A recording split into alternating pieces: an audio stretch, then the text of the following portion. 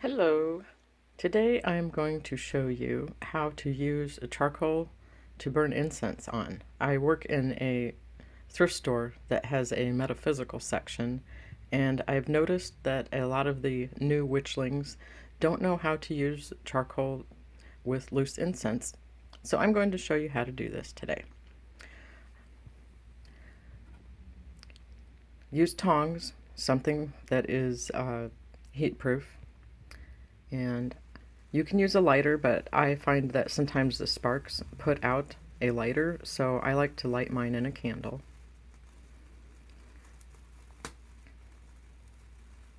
Incidentally, when you open up your roll of charcoal, make sure that you don't leave it out open in the air when you store it, because the saltpeter in it, which is the ingredient that helps it to light, will dry out if it's open to air. So I keep mine in a jar like this.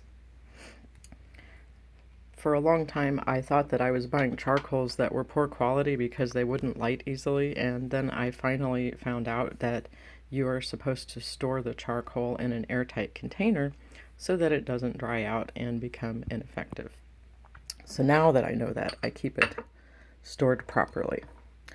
I'm going to use some incense here that I made up for the Morrigan in her honor.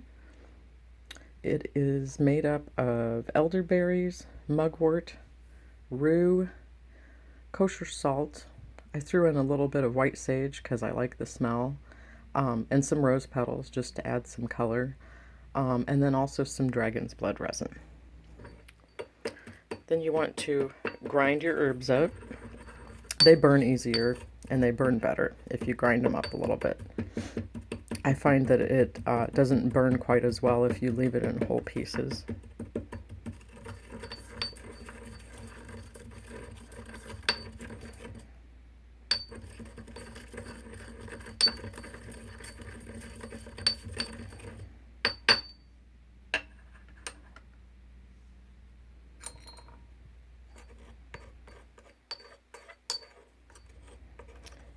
Then you just put on a little bit of the incense.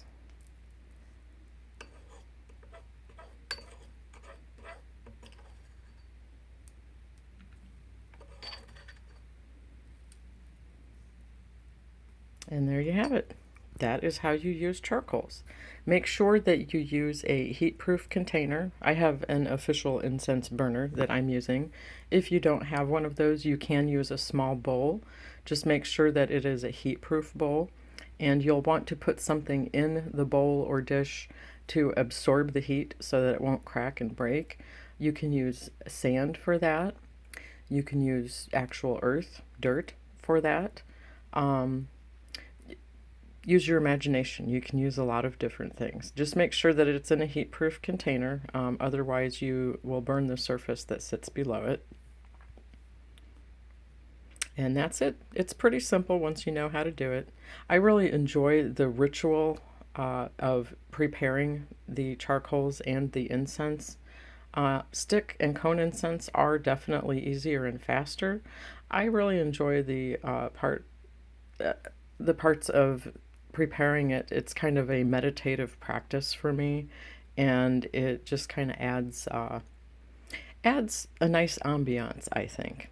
Plus, it smells really good. I hope this video was helpful to you.